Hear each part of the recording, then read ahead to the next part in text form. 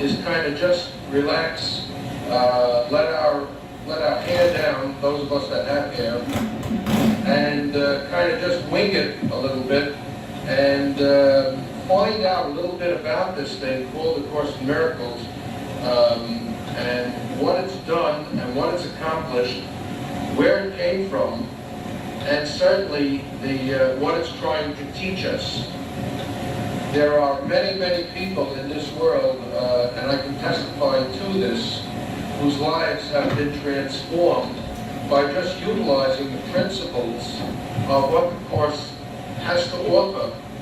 And it's indeed a very, very easy thing to do, and yet it's a very difficult thing to do, because we're asked to take everything we've ever learned, we're asked to take everything we've ever known, and just forget it, and start all over again.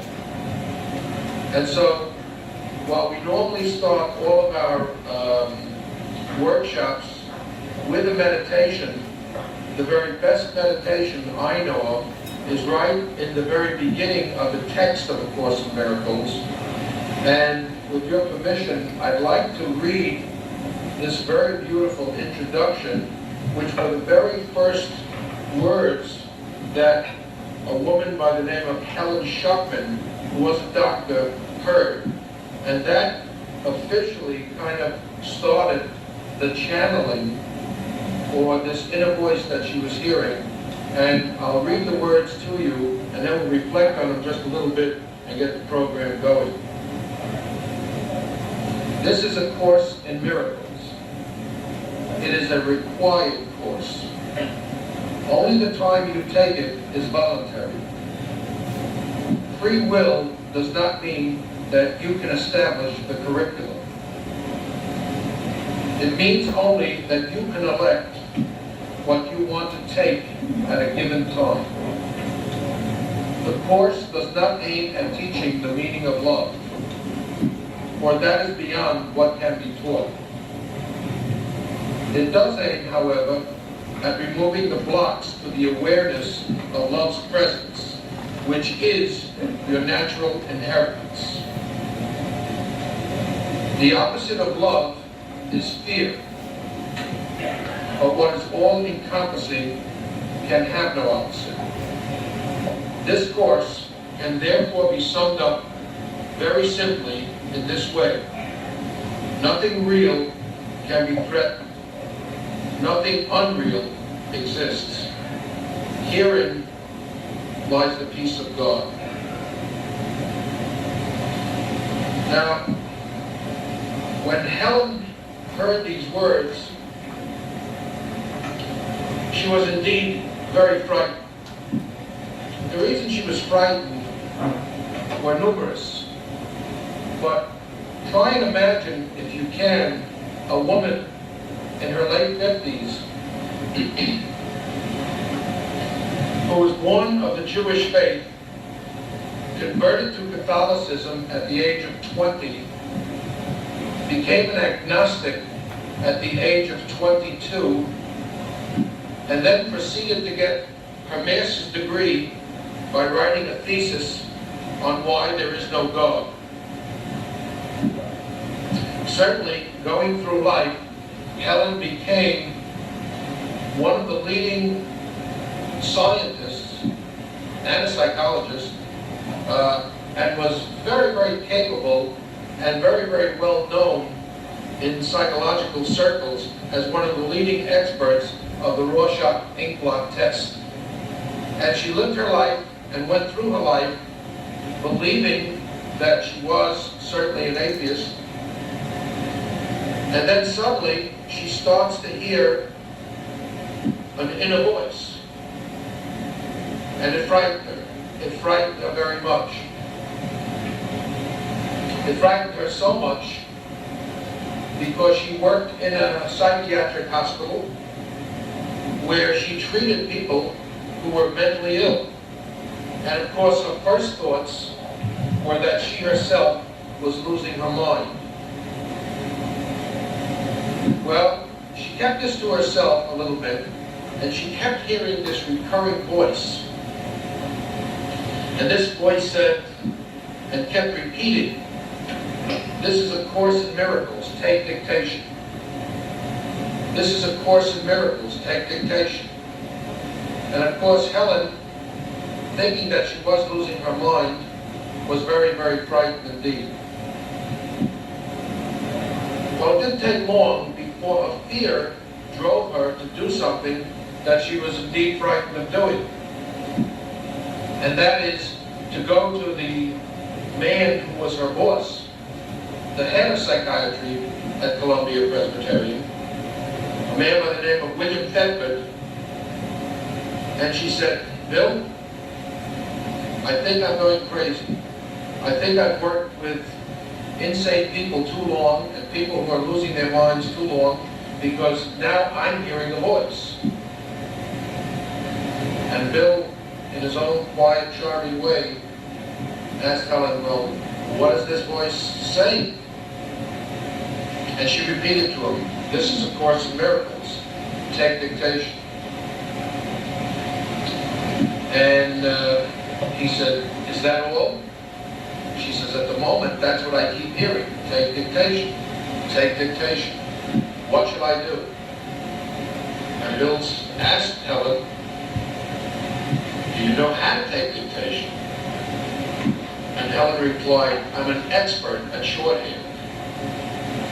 And he said, "Well, if I were you, I'd take dictation." And so started this series of listening to this inner voice, which kept turning on at the most inopportune times for Helen. When she least expected the voice to start, it was like a radio program with no one turning on the dial to start, and she kept hearing it. And Helen was great at taking dictation, but she wasn't a very good typist. But she did take dictation by way of shorthand. And she said, "Bill, let me show you some of the things that I'm hearing." And this, of course, was once she started taking the dictation. And she showed Bill some of the writings that she was writing down. And Bill was astounded with the clarity, the brilliance, and the beauty of what Helen was taking down. And Bill realized at once that this writing was coming through Helen, but not of Helen. And having worked a long time with Helen, he was able to really see very, very clearly that indeed some sort of a higher consciousness had invaded Helen's thoughts and was indeed dictating some of the very most beautiful lines ever written, and certainly some of the greatest wisdom ever being handed to mankind. And Bill Thetford volunteered himself to become a typist for Helen.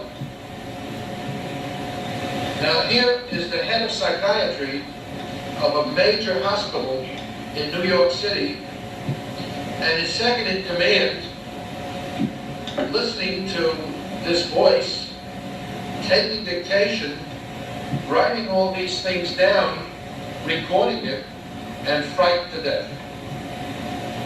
They had absolutely no idea why it was all happening. They had absolutely no idea what they were to do with this material, and they were indeed two very frightened human beings.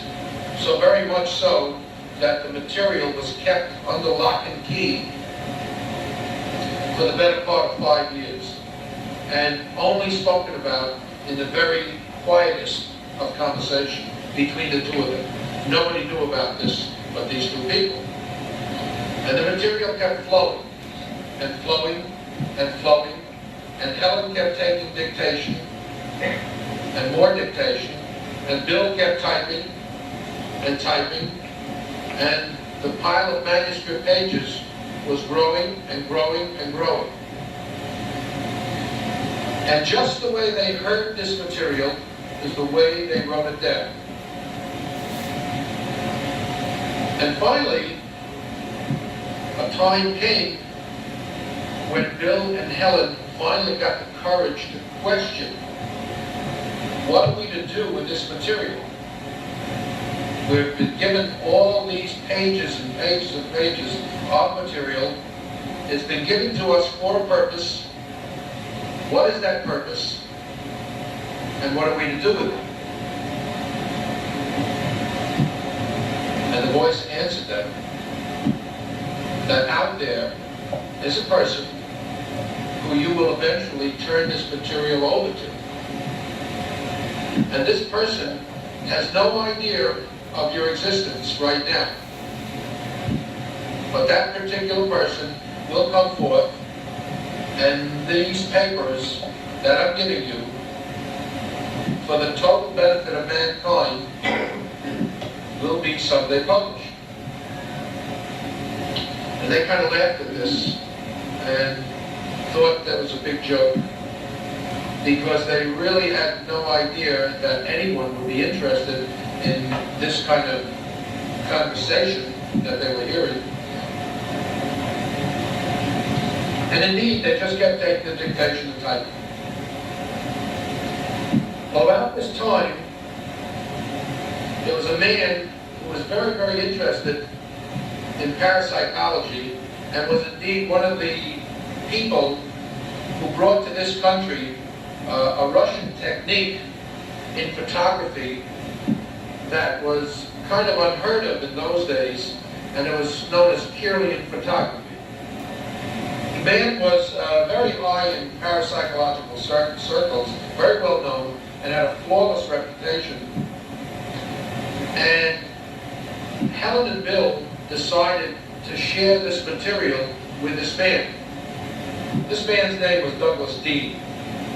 And Doug Dean was wrapped up almost completely in those days in Kirlian photography. And for the benefit of those of you in the room that don't know what Kirlian photography is, it's the ability to take a picture of something and see the energy aura about it, even though it might be what we call dead, or it might be 5,000 years old. It still emits a certain type of energy, and Kirlian photography is that ability to be able to photograph this energy that these sometimes inanimate objects give off. And Doug Dean was let in on this little secret. And he was astounded by the material, and he said, well, this material has to be shared, and has to be shared with someone that can take it and do something with it. And the two scientists, the two doctors, asked who that is. And he said, well, I'm not totally and completely sure.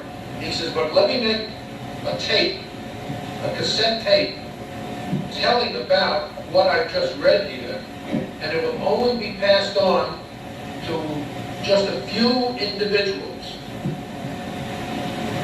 And I'm sure that what is in the material will be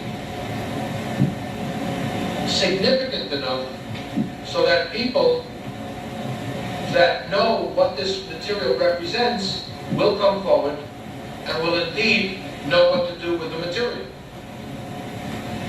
And Douglas Dean made this tape and passed it on to a few people. And one of the people who heard the tape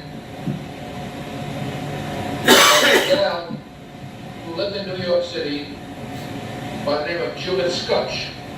And Judith Scutch was at that time the director of the Parapsychology Foundation in New York City. And when people came into this country, or scientists, parapsychologists, came into some new thought system of any kind, the very first person that they would contact in those days was Judy Scutch. She would entertain people like Uri Geller and people who were running dream workshops. She was entertaining all of the people who have today become the cadre of what parapsychology is all about. she knew intimately, and certainly was the one that they contacted when they had something they wanted to share with the world. She acted as some sort of a catalyst in getting it into the hands of the right people. And one day, this tape reached Judith Scutch, and I'm sure Douglas Dean somehow managed that. And he asked Judy if she would care to go up to Columbia Presbyterian, which is in uptown Manhattan in New York, to meet these two doctors. And Judy was a busy lady at that time, teaching classes at NYU, and certainly involved with her own work in parapsychology. But the very instant that she heard and read some of the material contained within these writings, something clicked inside of her, and she knew that she had arrived at a point in her life that she had to go up to meet these two people. And if you can imagine the scene of this dark-haired, lovely lady going up to this huge hospital and meeting with these two doctors who were very secretive, that they didn't even want to talk in the lunchroom as they were having their lunch about this, and then led Judy into their office and carefully locked the door behind them so that nobody would hear what these two crazy people had been doing these last 5 years. Judy was astounded with the material. And she realized almost immediately that she had been chosen to be the catalyst to get this material out to where it was going to help mankind. And she took it. And I think the two doctors felt very much relieved that suddenly somebody had taken this huge burden that they had been working on all these years out of their hands. Well, at that time, we get into our story right now. A person who I know quite well, who I grew up with, who happens to be my cousin, and his name is Saul Steinberg. And Saul Steinberg was very, very much into parapsychology and spirituality, and had been certainly for some 25 years prior to that time, reading everything he could get his hands on about metaphysics, about every major religion, and just about every book that he could buy, borrow, rent, take out of the library, or steal on the subject. And he came into my office one day, and he said, look, he said, I'm having a great deal of difficulty with something you're pretty good at. And he said, I would love to have your help. And I said, what's that? He says, well, I'm putting together a newsletter with some parapsychologists. And he says, we can't get this darn thing off the ground. And I remember the day real well. He walked in with a huge chart, which had kind of branches and tributaries.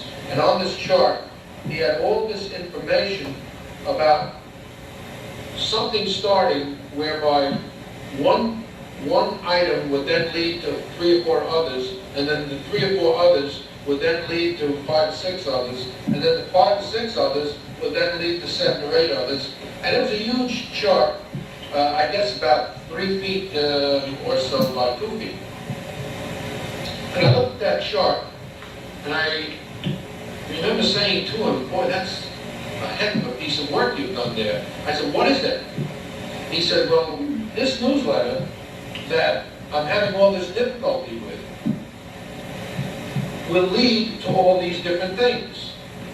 And he says, from that we'll have classes, and from the classes we'll have videotapes, and from the videotapes we'll have also audio tapes, and from the audio tapes, we'll have more books, and he had this whole thing kind of laid out in his mind. I said, how did you derive such a complicated mess?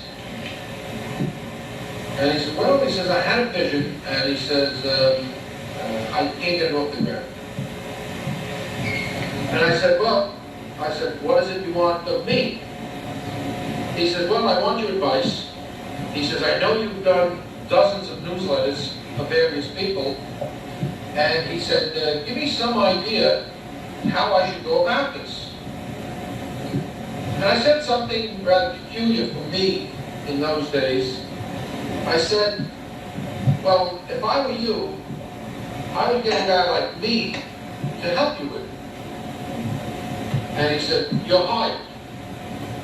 And I said, at what salary? And he said, at no salary. And somehow or another I agreed, which was totally out of character to me in those days. And I found myself, all of a sudden, going into New York City once or twice a week and meeting with these parapsychology people. And one of the things I noticed about all these people were that they couldn't agree to anything. There was so much ego, and I'm referring to Freudian ego now, not coarse ego, in the room. I didn't know what coarse ego was in those days, but we'll get to that. At any rate, there was so much ego in the room that all of these people demanded that they should have the lead story and the lead article in this magazine, which was going to absolutely electrify the entire world. With great love, with great tenderness, and she said, gentlemen, I'm very, very tired. Will you excuse me? She says, I must get some rest. And she gave us our coats, ushered us to the door, and indeed, we were on our way. In the elevator, going down, Paul said, do you fellows know what I have here? And in my joking way, I said, looks like a gray box to me. He says, this is something I've heard a secret tape on. And it's something entitled A Course in Miracles. And it's supposed to be the finest material ever given to mankind. He says, I've been searching for 25 years for this, and it's finally found its way into my hands. Well, that didn't impress me very much. But what happened next did impress me. Irv, who was as convinced that Paul was a lunatic as I was, said something which almost knocked me off my feet. He said, you know, something very strange happened to me in that room. And Paul said, what was that? He said, there was a very high-pitched whistling noise in that room. And he said, it was like nothing I've ever heard. And Paul counted with, yes, there were others in the room with us, besides the four of us. And I kind of felt, well, there goes Paul again into the twilight zone.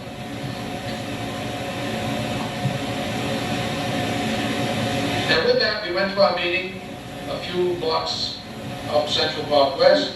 And again, the fighting was going on as usual, and nobody could agree with what and who was going to write the lead article or be the lead article. And the meeting broke up again with nothing accomplished. And on the way home, Paul was kind of glowing, and he said, look, let's stop off for some coffee somewhere at an all-night diner. He said, I just gotta take a look at this stuff. We stopped off at a diner in a little town called Hicksville, which is about halfway out to where we live. And we all sat over a cup of coffee, reflecting on what had happened this night.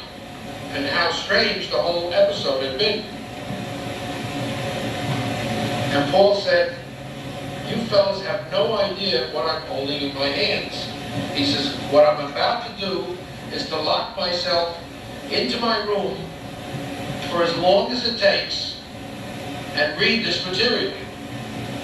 And I looked at the size of that box, and I judged there to be perhaps 15 or 1600 pages of material, all 8.5 by 11 single sheet, not double spaced.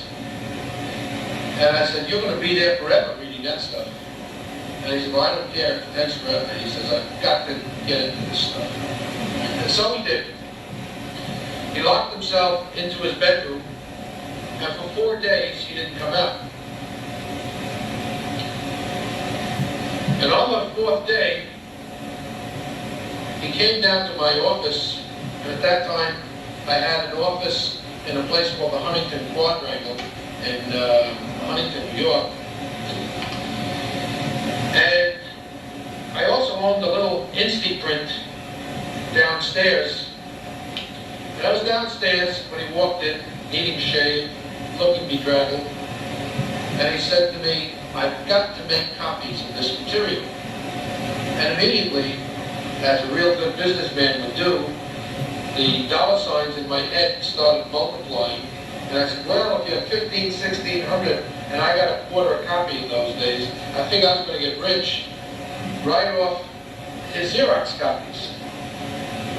And something happened which was very uncharacteristic for me. Something grabbed hold of my tongue and said, "Look, be my guest, make them for nothing." And I said, "Who said that?" And certainly not me. But there he was, making Xerox copies, and it seemed like days that he was there making these copies, and indeed made a set of copies. And every once in a while, I would wander over to the Xerox machine and pick up a copy and look at a page of this stuff, and I'd say, "What in God's name is this gibberish? It's written in English, but I can't understand a word of it." And I'd lift up another sheet a couple of hours later and look at it, and it made as little sense as the sheet I'd lifted up before. Well, about that time, he just finished with his copies. He took them, and that was the last I saw of Saul Steinberg for, I guess, the better part of 2 weeks. I was sitting in the house with my wife one Sunday afternoon about 2 weeks later, and I said something that I had not said to her before, and for what reason I can't imagine, or couldn't imagine at that time. I said, "Hey, how would you like to go over and visit Cousin Paul?" And she said, "That crazy man?" And I said, "Well," I said, he was in my office, he made copies of something that was handed to him. I said, "And I haven't heard from him since. Let's go over. I'll call him first, and if he's home, we're not doing anything else. Let's pay him a visit." And I called him on the telephone, and he was home, and he said, "Sure, come on over." And we got in the car, and he lived about a half an hour from where we lived, and we went over and met with him. And we were sitting in his kitchen having a cup of coffee, and the telephone rang. And Paul got up to answer it, and he was busily engaged in conversation and was talking. And then I heard him raise his voice a little bit, and he said, "Well, why don't you ask him? He's right here." And he said, "This is for you." I said, "For me? Nobody knows I'm here." I said, "How can it be for me?" He said, "Well, it's for you." And I took the telephone, and it was, of course, Judy Scutch, who knew for some reason, even probably before I knew that I was going to be that I would be there at Paul's house. And she said, "We've asked and have been told that you are to be the printer of Course in Miracles. And I said, me? The printer of A Course in Miracles? I didn't even know what A Course in Miracles was. And I again did something very uncharacteristic for a Jewish businessman from the Bronx. I said, I'd be honored to do the books. And I said, who grabbed my tongue? Again. I didn't do business that way. My usual way of doing business in those days was to run heavy credit checks and to see if people had the money to pay their bills and standard operating procedures that most knowing businessmen use. And it was really fascinating that all of a sudden I agreed to do something that I had no idea what it was all about. I had no idea whether or not I would get paid. And indeed, some part of me was questioning the statement that she made, that she'd been told, and I'm saying to myself, who the hell told her that I was going to do this? And she said, well, as long as you agree, she said, come into New York on Tuesday, again to 81st Street and Central Park West, and we'll all get together and you'll meet the folks. And I said, well, sounds great. I said, and Paul and I will be in on Tuesday. I was afraid to go to her house alone. I figured they were going to make me disappear or something. And I just took Paul along with me and made sure that he was with me. And of course, he was invited as he had become a part of this even before I had. Well, again, Paul put Abdullah to work and got us a second parking space on 81st Street and Central Park West, which totally astounded me. And I said, that's the damnedest trick I've ever seen in my life. I said, you got to teach me how to do that. You know, I've been living in New York all my life. I said, to get two parking places like that, you know, that quick, it just doesn't work that easy. He said, oh yes, it does. I went up to her apartment, and I remember quite well sitting around in a circle, and this time we were ushered into our living room. There was Judy Scotch, of course, and a man who was introduced as her husband, who I came to know and love very much, a man by the name of Bob Scotch. And then another man, tall, good-looking, quiet, Bill Thetford. Another man with glasses, slight, slim, Kenneth Wapnick. And a little grandmotherly type of lady sitting very quietly with a little twinkle in her eye, and she was introduced to me as Dr. Helen. And incidentally, Bill Thetford was introduced to me as Dr. Bill. And I remember saying to myself, don't these people have second names? But they were still at that stage where they were still frightened and still wanted their own anonymity, and they weren't using their second names. And we sat down, and the purpose of the meeting was to ask if I was indeed the one to do the printing. And they asked me to do something quite unorthodox, which was to join hands, and we were sitting in a kind of a circle, and we all joined hands, and we were all asked to close our eyes, and we were going to meditate. And we were going to ask for guidance, and ask if I was indeed the one. And I remember thinking to myself, who the hell are we asking? Who is this person that we're asking as to whether or not I'm to be the one? And what are they talking about asking? What does that all mean?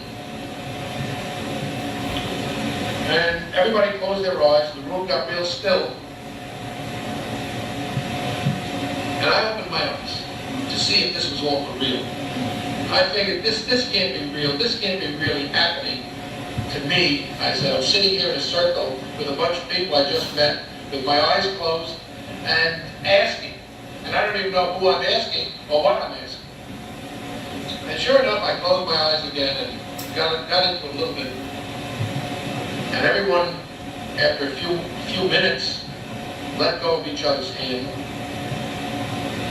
And everyone kind of looked at each other and were all smiling and grinning, and apparently they had gotten an answer. And the answer was yes. And I'm kind of looking around, to see what is this all about. I don't even know if I'm getting paid for this job, and they're already, joyful that I'm doing it. And I go ahead and I said, well, am I accepted? And they said, yes, you're not only accepted, but you are the official printer of the Course in Miracles. And I said, that's terrific. I said, what's it all about? And they started explaining this to me.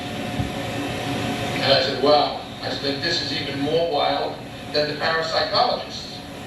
I said, this is really far out. And I said, who do you say dictated this? And they said, well, there's no doubt about it. It came from Jesus through Helen. That's what Jesus said. I said, I'm going to have a tough time explaining that to my wife. And we had our meeting. And the funniest part of this meeting was that I was totally open and totally willing, because these people were so loving and were so indeed beautiful, that I somehow or another had a total trust of what these people were all about, what they stood for, and indeed what they were trying to give birth to into this world. And I agreed to give whatever help I could be, and went off with the promise that I would give my all to this project, and would be back within a week or two with typefaces, samples of type, samples of cover stock, and setting up a couple of pages so we could agree on what this thing was going to look like. And so I did. And when we got together again, we were asked to hold hands. And we were going to now ask whoever, whether or not we were to go ahead with what I had done, okay, and certainly what typeface we were going to use, and what kind of cloth we were going to use for the covers. And I remember thinking to myself, boy, this is quite a guy they got here. This guy is not only telling them what to do from somewhere up above, but he's also an expert on typefaces and printing and everything else. And they got the answers, and indeed what I had done was fine, and we started going ahead setting the books. And we set the books, and there was a tremendous amount of work to do. And of course, what was going on in my mind was, hey, how am I getting paid on this thing? And apparently, the people picked up on this, and I was told that everything would be taken care of.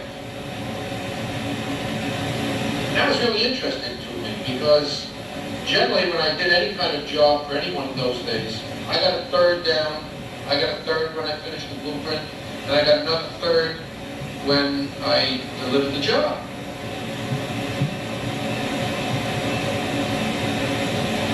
And a mysterious check arrived in my office just a couple of days after I started this whole project, which was the biggest check I had ever seen in my entire life at that time. It was a check for $20,000. And the check was drawn on a bank from New Orleans, Louisiana, coming from a place called Mazatlan, Mexico, which I'd never heard of. And of course I wondered if the check was any good. And I put it into the bank, and it wasn't. And I kept working on books. And we got to a point where I was just about finishing up all the typesetting and putting it all together, And I get a frantic call one day from this lovely lady, Judy Studge, and she said, "Stop the presses." I said, "Stop the presses?" I said, "We're not anywhere near the presses." I said, "What are you talking about?" She said, "Stop the presses." She said, "It's all wrong." I said, "It's all wrong?" I said, "But you asked." I said, "You were told." She said, "Well, apparently," she says, "we heard wrong." And I said, "What does that mean?" And she said, "Well," she says, "we're doing the workbook, which is one of the 3 books that we're going to talk about on this weekend. We're doing it all wrong." I said, "What do you mean we're doing it all wrong?" I said, "This is the way we agreed to do it." She said, "The workbook has to start with the lessons on their own pages, and indeed, we have to have boldface italic type." And I said to myself, I got it now. I said, "There is no such thing in this particular typeface as boldface italic. It doesn't exist." And she said, "Well, that's what the boys said, and that's what it has to be." She said, "Call the people who manufacture the machine and ask them if they'll manufacture a font of type for us." And I said, "But that'll take years." I said, "You just don't push a button and get a font of type." She said, "Look," she said, "that's what I heard." She said, "We can't continue the way we're going unless we change to the italic boldface type." And I said, "Well," and by this time I really love this lady. I said, "You're asking me, so I'll do it." And I got on the telephone with Copygraphic Corporation in Boston, Massachusetts, and a strange thing happened.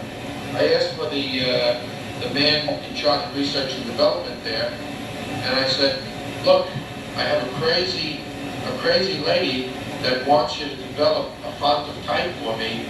I said, "How long does that normally take?" And he said, "Well, anywhere from 3 to 5 years." I said, "Yeah, I kind of figured that." I said, "That long, huh?" I said, "Could you rush it?" He said, "Well, we could rush it maybe 3 to 4 years." I said, "Well, that's really not going to help." And he says, "Well, what font are you looking for?" And I said, "Well, I'm looking for Palatino italic bold." He said, "Wow, are you lucky?" I said, "I'm lucky?" I said, "Why? What does that mean?" He says, "We just developed that particular font last week, and we have it. And furthermore, you're even luckier," he says, "because if you buy it from me today, you get it at half price." And I said to myself, this guy Jesus must have been Jewish, because he really loves God.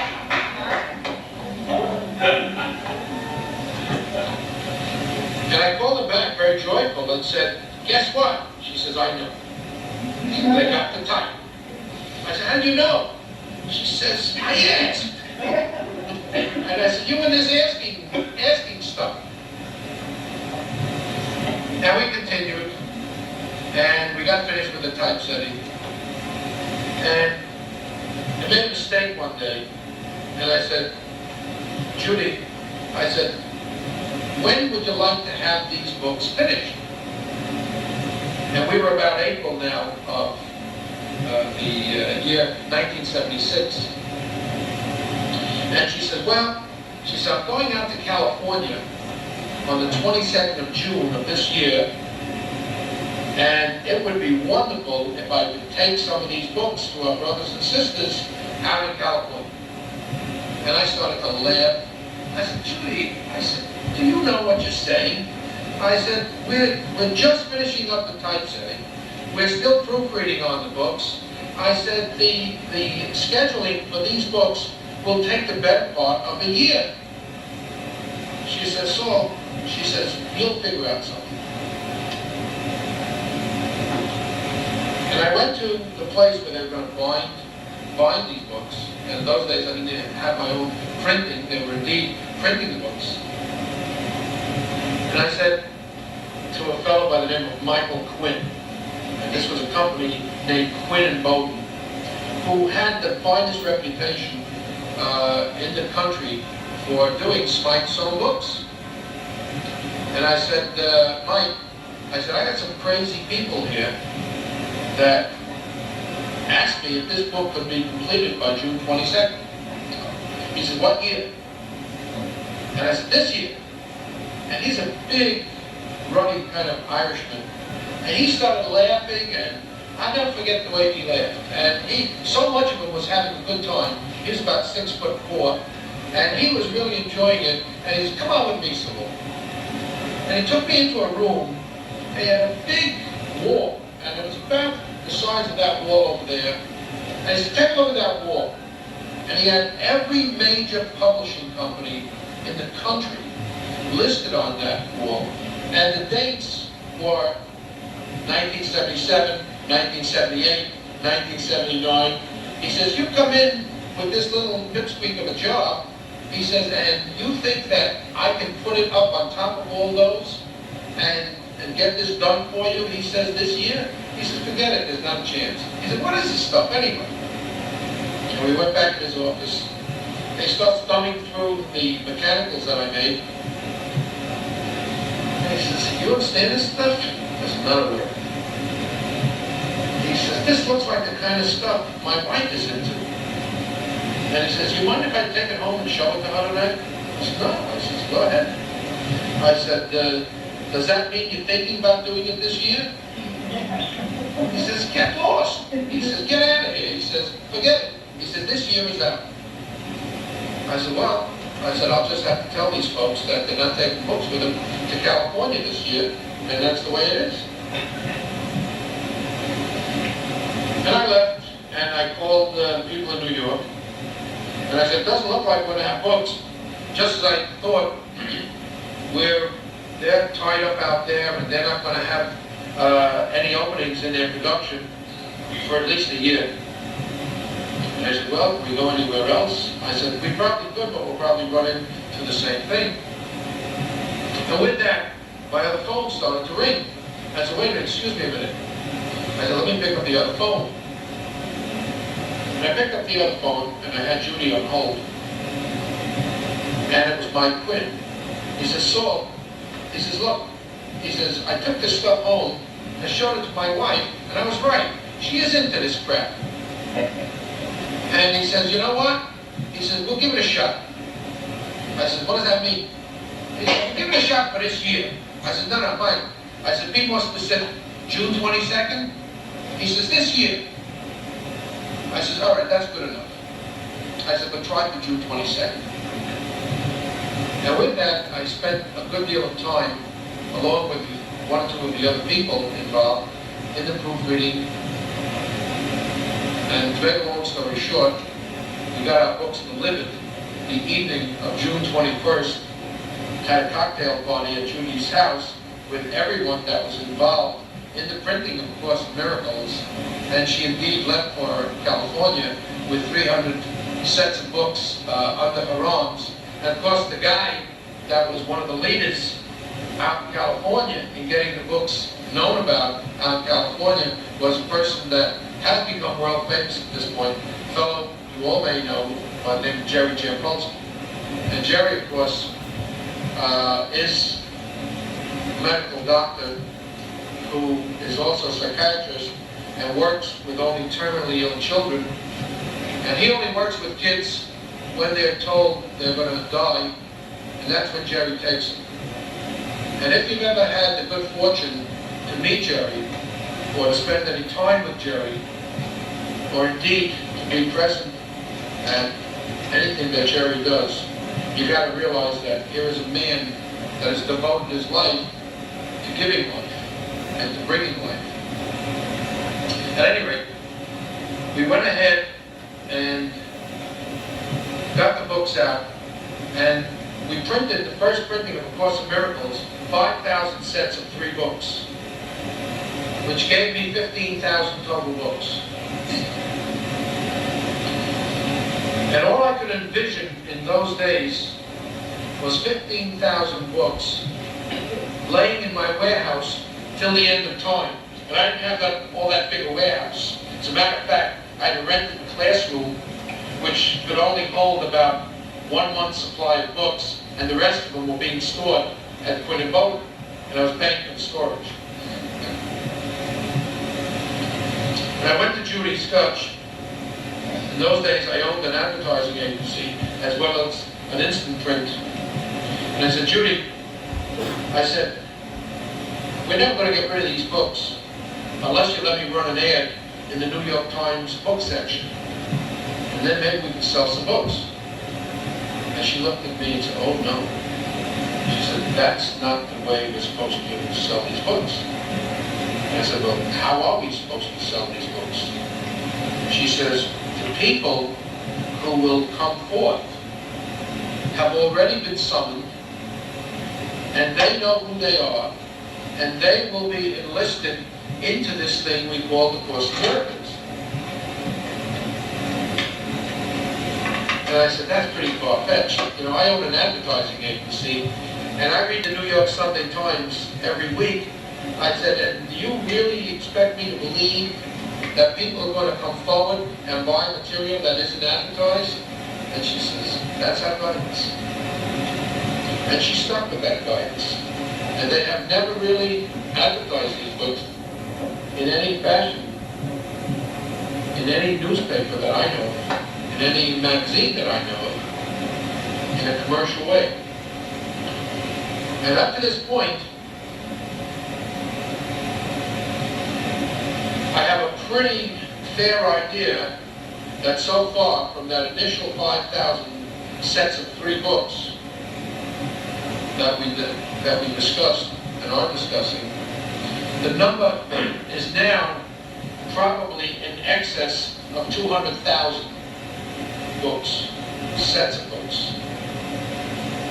And the Course in Miracles has become a household word almost everywhere, in every country in the world, including Japan, including Israel, including Denmark, Russia, everywhere. And the Course in Miracles has groups of people, just like this group assembled here, studying the Course in Miracles, doing the Course in Miracles, and learning what the Course in Miracles has to offer. And that's the reason that we are all assembled here tonight and for the rest of this weekend. Because we are all in various stages of our own growth. We are all in various stages of our own knowledge. We are all learning how, perhaps for the first time in this lifetime, how to live our lives, be totally loving and totally forgiving of our brothers and our sisters. And it is a very, very beautiful way to live your life.